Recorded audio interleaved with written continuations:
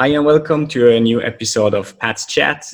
Today I'm with Babu. I refrain from saying his last name because I'm really scared I do it the wrong way. So maybe you can tell me your last name first, Babu.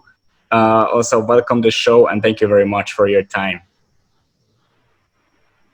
Thanks for inviting me, Patrick. And it's really nice to be here. My name is Babu Priyavrat. So I know the second verse, people usually call me Babu. Yeah, Yeah, that's fine. I will stick with that if that's okay. So Babu, Yeah. I know you're from India. That's all I know from your past. Please let me know where you grew up and what was your childhood like. So much. I spent a lot of time traveling within India when I was a kid with my parents. My parents moved from town to town, and I acquired languages. Well, while they moved from one state to another, India is multilingual, means many languages. So from the early childhood, I was very much interested in languages as such and various languages. Uh, yeah, so I got a job in a city called Pune, and then I went to Middle East, where I also gained some languages, and then I kept roaming around the world, and then I landed up in Malaysia. So yeah, I've spent quite a time in Malaysia before as well. So Awesome. I, that's I saw you speak among all the languages, also Spanish and Hebrew, right? Spanish was bit Hebrew, yes, but Spanish is not very fluent. Hebrew I can still talk to a Wow. native. Okay, awesome, awesome. How many languages in total? It is around one, two, three, four, four. You can say that. Wow. That's good. Okay. Awesome. That is without the programming languages, right? I think you have a lot more in this area. Yeah, yeah. Okay. So you moved to Malaysia, I think in 2011. So almost 10 years. You're in Malaysia now. What made you relocate, and especially what made you stay here for so long already? First is it is centrally located in Southeast Asia, so it's very convenient to travel. Second, I do see it's an important place where people come and go, not for just transit, but also for business. And its proximity to Singapore also helps a lot. So Kuala Lumpur doesn't feel a lot more different than home. It is very much similar. The food is very much similar to the Indian food, and that also helps. So that is one of the reasons I would rather prefer Malaysia rather than other places. I'm a vegetarian, so that's all adds more pressure in moving somewhere else. Yeah. Okay. Yeah. Is easier in Malaysia. I know the food is awesome here and also very diverse, so you can find anything you really desire. Yeah. Yeah. Awesome. Okay. Great. So how about your tech background? You were always like a techie when you grew up. You knew you wanted to work something with technology or in programming, developing. Was that the case? Yeah, so during college days, we were kind of geeks in the college as well. So we also presented papers in tech institutes. We worked with GSM protocols at that time. That time was GSM protocol was very hip, I would say. And then we moved to when I joined a company. Of course, a software development company has its own tools and everything. But we also see when I was working for the clients, I also see there's a huge amount of data which doesn't go really utilized, and that's where it piqued my interest in going into a data science side. Uh, and I got into the data science side. I made some tools, internal POC tools, which can help in analysis. Of course, I cannot tell you more, but it was meant for that company, and we exposed those tools to some of the clients. and it was a POC mode. So that was early 2014, I would say. So yeah, so at that time, data was just data science was just becoming hip. It was not so much in way, and people really didn't understand a lot of challenges, especially time series analysis, customer segmentation, and all those concepts were new at that time. The languages also new, but it was fun. It was fun. Yeah, slowly I moved to on this side, which is on a building a community, where I see that there is a lack of knowledge. So I started building a community, and over a period of time, we eventually grew into a big community. Yes. And the community is, of course, very well known. It's a huge community. Combines the two terms that you just used before. Geeks, you considered or describe yourself as a geek, and AI, artificial intelligence. So AI Geeks is the community. We come back to Yeah. that in a moment, because that's really a very interesting topic. First of all, I would also like to discuss with you AI, the generic topic. I mean, artificial intelligence now is everywhere, and everyone talks about it. Everyone wants to do something about it. And we know also there's a lot of misunderstanding when it comes to AI. So what is, from your point of view, if you describe to someone just really new to that topic, what is AI? Uh, so in a traditional programming, you have a input plus an algorithm, and you get an output.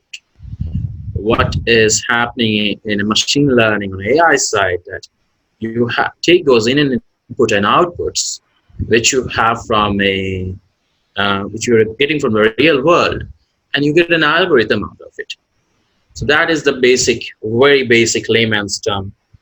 Uh, in if you want to say AI, rather than just input, you don't have an algorithm there.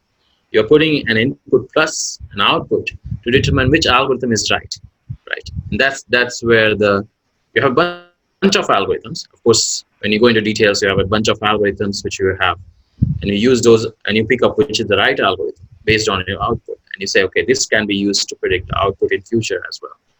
Mm-hmm. And that's where the AI comes into prediction.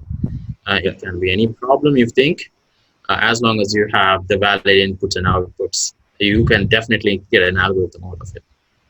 Okay, it's interesting how you put it. You put it like, oh, it's just about the algorithms, and of course you're focusing on the data, the machine learning part. If you put it in this very nicely way, then people would probably see it in a other way as they currently see it. Currently, people see it as AI is taking away all the jobs and things like that. Robots are coming. But you tell me it is, for you, it's just about algorithms. Yeah. So for me, AI is the next step of improving the human itself. Uh, if you have seen the AlphaGo DeepMind challenge, um, Yeah. there was the Dan9 Korean player getting defeated by AlphaGo, but he's coming back. He's improving his game. He's getting challenged where no human has challenged him before.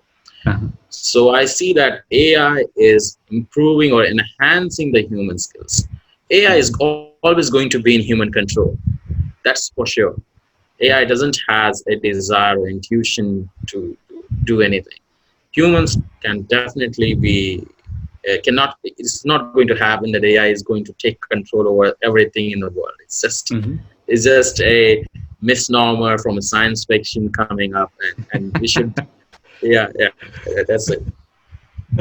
Okay. I think there's a big debate about that. I see you're more on the side like, okay, the enhancing. I'm more like this guy. I looking for solutions that are enhancing people so they can work with less effort, or like have a better job, right? Or like shorter work periods and things like that. But Yeah. there is, of course, also the other side, right? Those who really believe that and maybe in 20 years, 20, 50 years, like AI will be more intelligent than like the humans currently are, or can basically do all the tasks or the thinkings that the humans can do today. Yeah. So most of the tasks, I do see that people are getting worried that something called robotic process automation, that is RPA, is taking up, and it will eat up some of the existing jobs. Now the question arises is if those jobs are getting automated. Well, not like this is AI. Automation was always there. Right? Automation is always a threat Hmm. Yeah. since the Industrial Revolution. First, people were doing things by hand, and the machines came up, and then you say, okay, we will lose the job, but no, the jobs increased, and then you have sophisticated machines. Now you have a 3D printing, right? So people are saying, oh, even those manufacturing jobs will go away. But in reality, what is going to happen is some more democratization, I would say, of manufacturing technologies, which will enable individuals to get more power. Same thing will happen with AI, is that as the AI tools become more democratic, the individuals become more empowered. So they Hmm. will be able to make their own custom algorithms according to their needs, Yeah. and they will be able to sell, Hmm. as they are doing with 3D printing technologies. They are making things at home and they are trying to sell to everyone. Yeah, yeah. And what you should also not forget, it can make a lot of the jobs safer also. So we'll have less injured or even people dying from some dangerous jobs. Yes, safety is a key, and that's again a so humans have a limitation of attention span, right? And what it can do, AI, is the decision maker is you that, but it can enhance your decision making capability by doing a search, by exposing you to threats. That happens is always in cybersecurity as well, automatically threat detections and everything. Yeah. Yeah, yeah, awesome, awesome.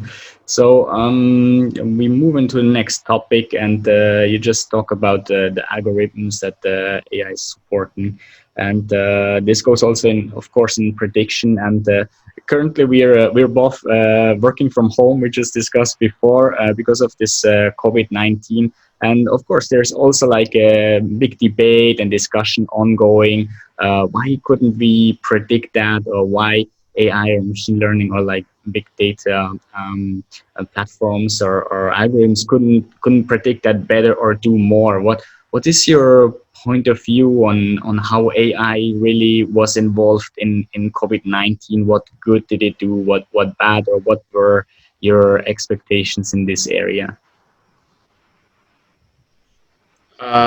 So for disease control, there are already models available which people use, right? Hmm. What are so they are called SIR models, which is suspected, infected, recovered. SIR stands for that, right? So and those models were giving you the idea that quarantines, if you don't do the quarantine perfectly, your numbers are going to rise up. People were telling you in the beginning itself. It's just the different policymakers have different opinions, and it's something, not only the disease, but a AI as such. If you take an example, let's say, of an AlphaGo again, AlphaGo is able to perform because it knows the environment very well, right? The environment it is acting, it knows what is the policy it has to do. Of course, it cannot know all the steps, impossible to know, but it at least know what are the policies it has, what state it can transitions to. Hmm.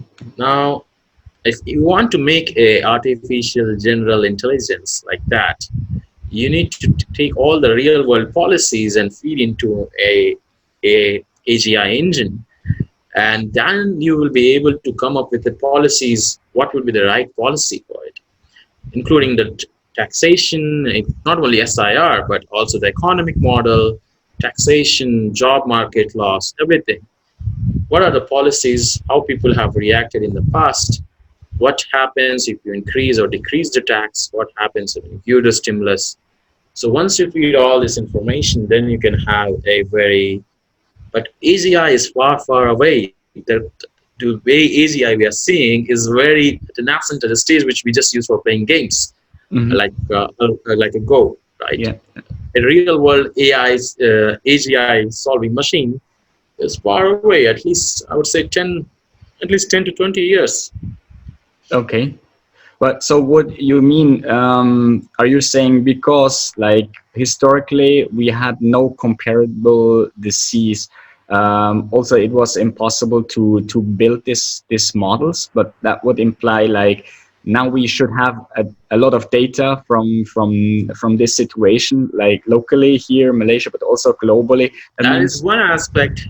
yeah. Yeah, that is one aspect. We cannot have all the data, I would say, but we should have at least how the policies should be. So we at least you should know the environment which it is enacting it.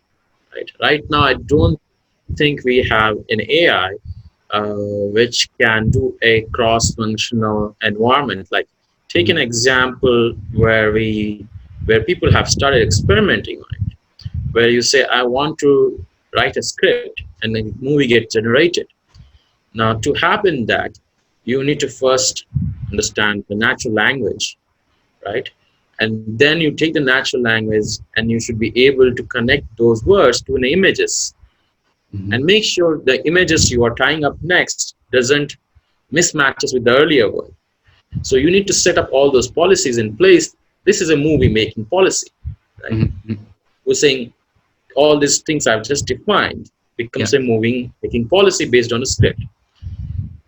For that to do, you need to have an environment set up, and it should be able to navigate the environment. Then only it is able to generate it. And this is a step towards an AI, AGI. It is artificial general intelligence, where we just want to write a script, and it can generate a movie for me based on, and it is happening already in those directions. But as we connect different kinds of AI to this, a specialized AI like natural language processing, computer vision, it will tend to move in a direction when it becomes AGI. So I know it just seems scary for you. Okay, this sounds like I don't want to get there, but the idea is it is always in human control. Mm. It's always in our control how much control we want to give. As a Yes. society, we can collectively decide how much control we want to give or we don't want to give a control to AI. AI doesn't have a motive to achieve anything. It's Mm. just an algorithm at the end of the day. Okay, understand. Okay, thank you very much for explaining that. Babu, can you share some of the use cases or samples that you have worked on or you came across during this time that were specifically targeted to improve or work on the situation or predict also some things with COVID-19? So we used SIR model, but we also took the airline data, airline scheduling data on a weekly basis. Suppose if what was the percentage change when compared from the previous year for the same week.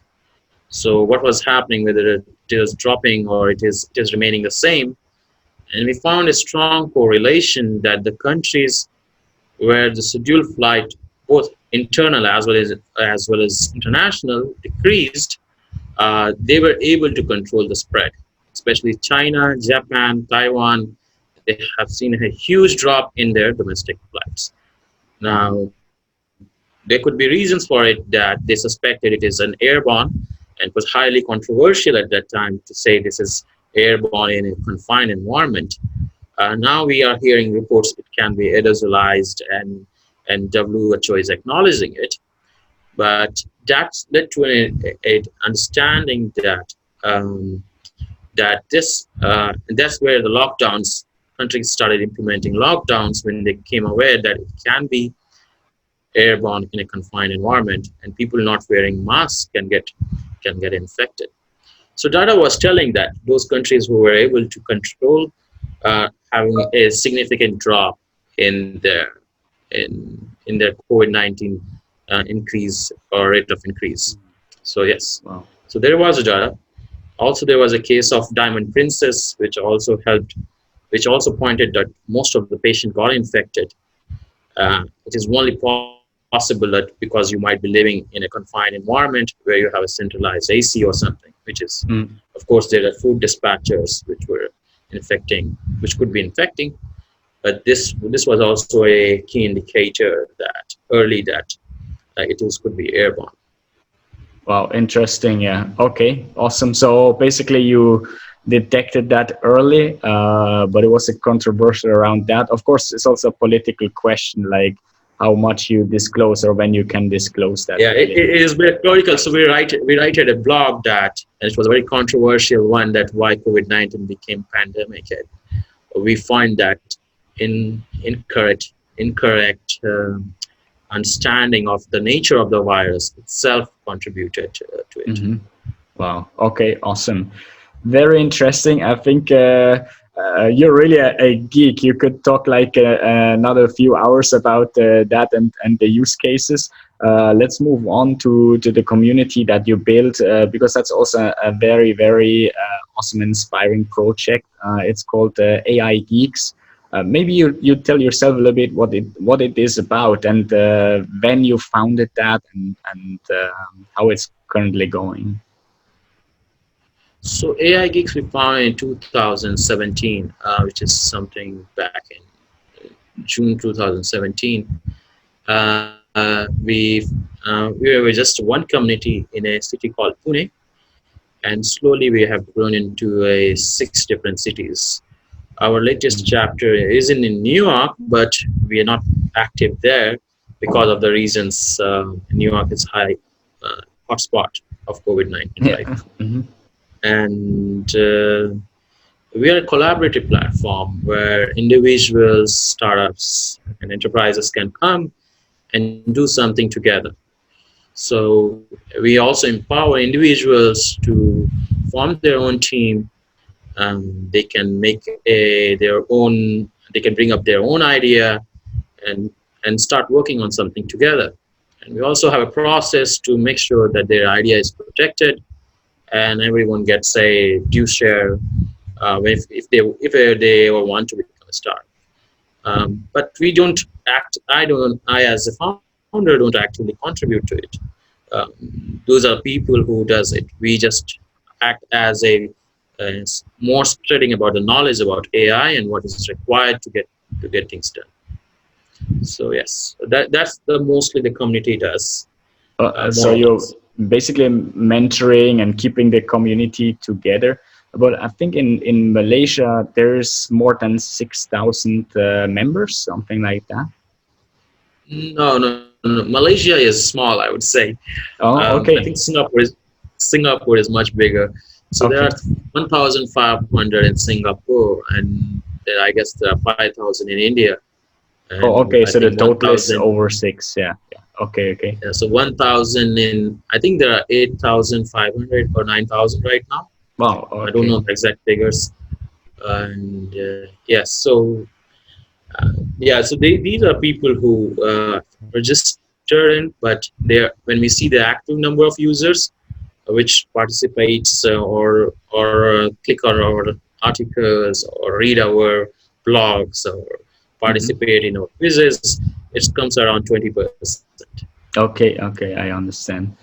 So can you let us know a little bit some of the stories or projects that were launched out of AI Geeks and how they're running today? So, so we did earlier. So as a part of tutorial, we always share knowledge. So we did something called deepfake detection, where we experimented with eye blink detection, and also we did something for collision prediction, which where we can predict collision based on using just computer vision. We don't need to have a lidar technology to just estimate the collision, because we are not really trying to drive the car. We are just trying to whether the collision is going to happen, and can we alert the user. So we made a simple POC to demonstrate that, which was just exposed to it. But this is only for knowledge sharing. It's not a product. So what I Mhm. say is most of the projects comes from the direct members themselves. they are idea originators, and they work together, form a team, and they develop something unique, and they are doing themselves. Um, I am not privileged to say anything because I'm not part of it. Okay, yeah, So I understand. but they transition from one stage to another. So, but we also allow individuals to come up with their own ideas.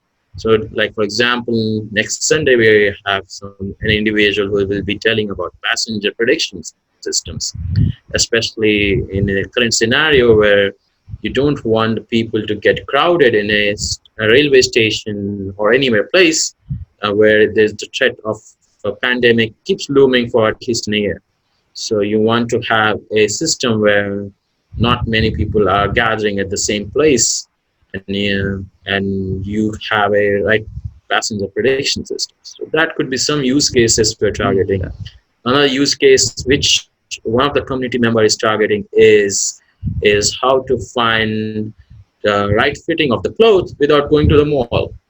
So you want to buy a Okay. clothes for yourself, but you don't want to go to mall because you're not so sure whether Yeah. the cloth I'm going to try has not been tried by someone else earlier, or whether it has been True. disinfected or not. Yeah. Yeah. So these kind some kind of ideas where the community members are targeting, Okay. and Awesome. Yeah. So you're meeting once a week or once a month? we meet as it is possible. So it works on a who is presenting the idea. Okay. We don't do educational meetups which we used to do earlier. Mm-hmm. We have more focused on now on team building. So Yeah. people who are interested can present their idea, and then they can do a follow up with the team members, and they can lead their own projects accordingly. Okay. I think all the information is available on your webpage, aigeeks.net. I also shared that, of course, in the video and the description. Yeah, Or what is another way to contact you or the community that you prefer? that's the best way. So I think the community members, so moderators will pick up and start mailing you, and they will start contacting you. Uh, they I don't actively take care of so many things, so there will be people who will be taking care of this. Sure. Okay. Awesome. Thank you very much for sharing this. And to conclude this talk, which is almost half an hour already. So, Babu, where you see personally the most exciting projects or use cases coming up in the next few months or years when it comes to AI? um, there are something happening strong in the medical fields, which is um, related to brain computer interface. That is one. I see an important field where a huge amount of data will be generated as brain computer interfaces start becoming more and more popular or available to everyone. Based on that data, you can basically develop new applications which could be mostly medical in nature, but also like very simple things like you want to control drones because you have so many drones and you just want to control many drones rather than you just want to use your vision to control them. And it is quite possible to do that. So these will be some areas where which is already being actively explored, and they will become more and more available to the common user. Second would be mostly in the field of moving towards AGI. Specialized computer vision is very popular now, but more and more integration will start happening to the various kinds of AI, specialized AIs like computer vision, natural language processing, and you will see a more confluence of various kind of specialized AI happening, and they will be just, start merging towards AGI maybe in next 10 years. Mhm. Okay. Reinforcement Awesome. learning. It Yeah, should not be ignored. Yeah, reinforcement learning should not be ignored. That is going to come up with a big time. yeah. Deep reinforcement learning. Okay, I have a lot of students asking me sometimes about AI. Where should they start? What should they learn? What is your recommendation when you come when people ask you this question? Uh, Depends where you want to go. So I would say you should have, rather than you should have a start reading an algorithms and having a you should pick up a problem and start seeing what is known, what is unknown, and what is required to solve that problem. And if you see that AI is a part of a solution, then read those aspects of AI in and go deeper into it. And the main skill of learning in AI that it is solving a problem, and not just so. Once you do that, I think we are able to learn faster, and that's our model as well. That we allow the people to join projects so that they can solve real world problems. Okay, awesome. Like that very much. Thank you so much, Babu, for sharing that, for your time. It was really awesome. Learned a lot today again about you, about AI. I hope you have any questions. Please shoot me a mail that is on AI Geeks platform. There is a way to reach us, and but you are also on my LinkedIn, so you can always contact me there. Okay, awesome. I will share those links in the email here so people can get in contact with you and the AI Yeah, Geeks. So, again, thank you very much, thank Babu, you. and thanks to you for watching this episode. Really appreciate that. Stay safe, stay healthy, and see Thank you you, next Patrick. week.